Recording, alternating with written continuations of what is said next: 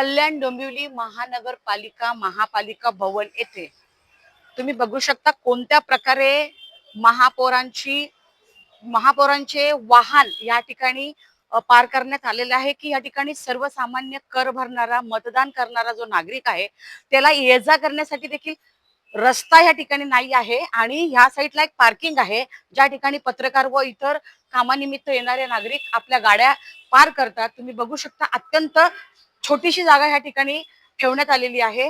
या ठिकाणी गाड्याही लावण्यासाठी जागा नाही आहे आणि नागरिकांना ये जा करण्यासाठी देखील जागा नाही आहे।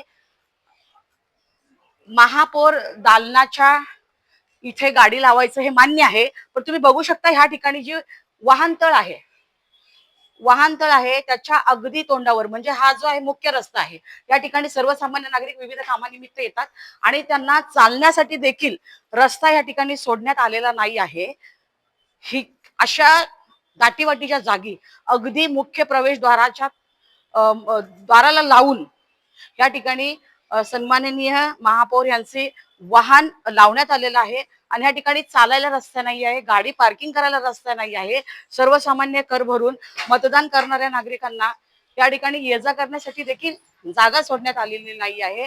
तर वाहतूक विभाग महापालिकेतील सुरक्षा रक्षक या ठिकाणी असतात तरी त्यांनी इतर नागरिकांना मज्जाव करतात, पण या ठिकाणी तुम्ही बघा गाड्या अगदी दाटीवाटीच्या जागेत घेऊन जातात तर गाड्या काढायला किंवा लावायला देखील जागा सोडण्यात आलेली नाही आहे।